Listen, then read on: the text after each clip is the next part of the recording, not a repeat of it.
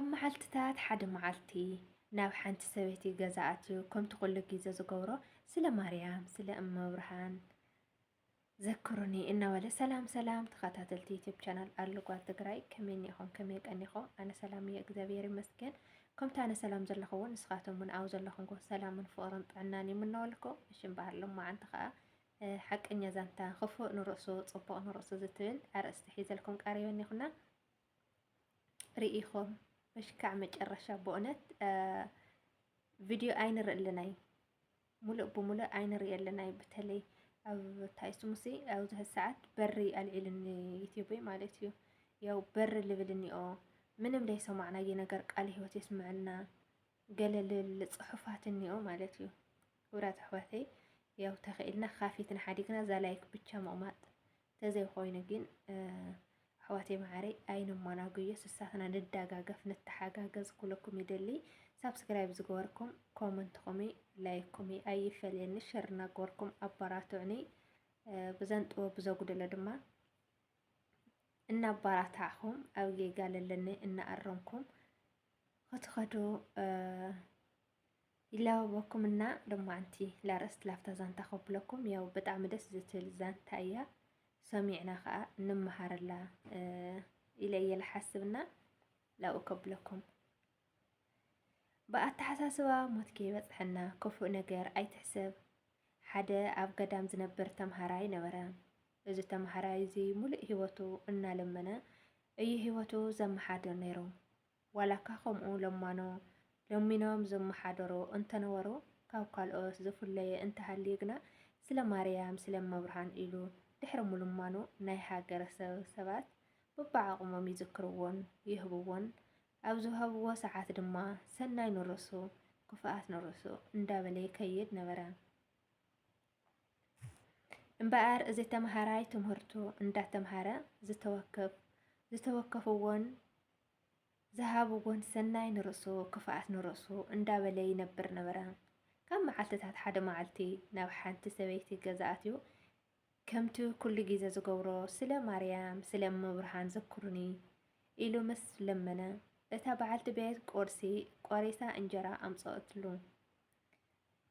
ዘከረቶ ንሱ ድማ ዝለመዶ ኣበሃህላ ሰናይ ንርእሱ ክፉእ ንርእሱ ኢሉ ከደ ብዚ ኣበሃህላ እዚ ዘይተዋሓጠላ ሰበይቲ እግዚኣብሔር ይሃበለ ኢሉ መሪቆ ከይኸይድ ዘይግብኦስ ንምንታይ ሰናይ ንርእሱ ክፉኣት ንርእሱ ይብል ኢላ ድማ ሓረቃት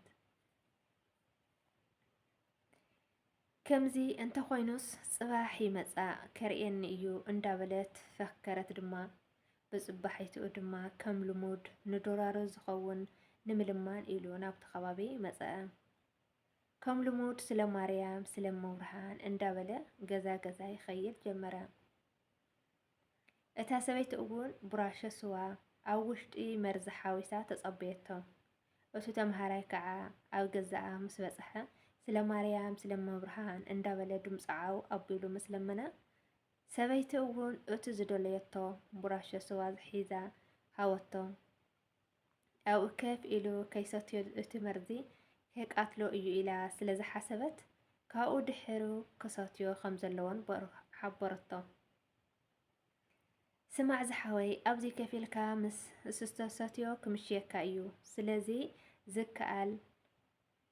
ዝከኣለክ ተኽኢልካ ኣብ ገዛኻ ምስ ከድካ ምስ ኣዕረፍካ ሰተዮ በለቶ ከመይ ዝኣመሰለ ስዋ ይመስለካ ብውሕልልነት ዝተፀመቐ እዩ በለቶ ንሳ እውን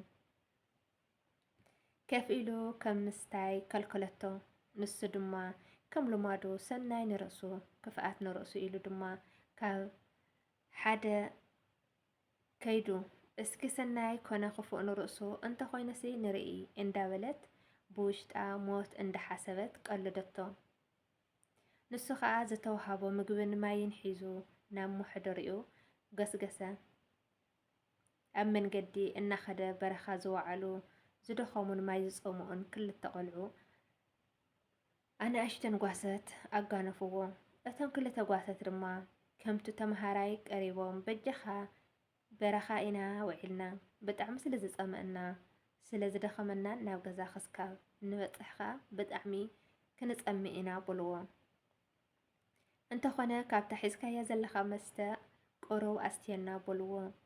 ንሱ ድማ ሰናይ ንርእሱ እዩ ኢሉ ድማ ንኽሰትዩ ኣፍቀደሎም። ክልቲኦም ጓሰት ድማ ከፊቶም ብራሾ ምስ ሰተዩ ሽዑ ንሽዑ ዓረፉ።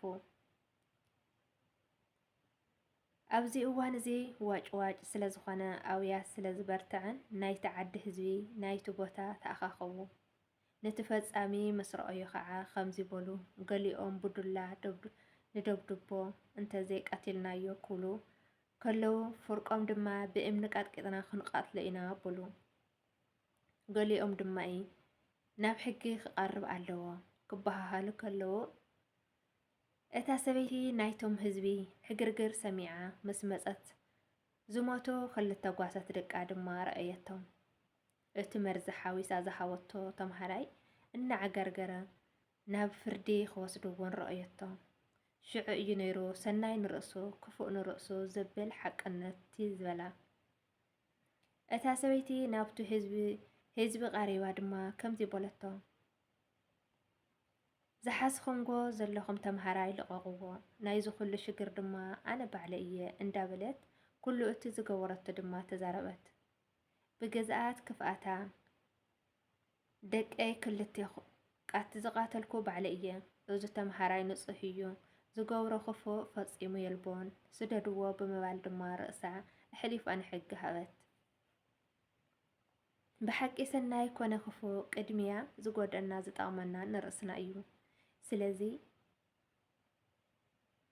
ለዋሃት ንኾን ካብ ልውሃት ዝዓቢ ጽባቐን የልቦን እዩ እሞ ብኣንሓስቦ ኣብ ገዛ ህይወትና ሞት እናበፅሐ እሞ ካብቲ ሕማቕ ምሕሳብና እቲ ጽቡቕ ዝኾነ ሓሳብ ብሰናይ ገሊ ክንስዕቦ ይግባእ።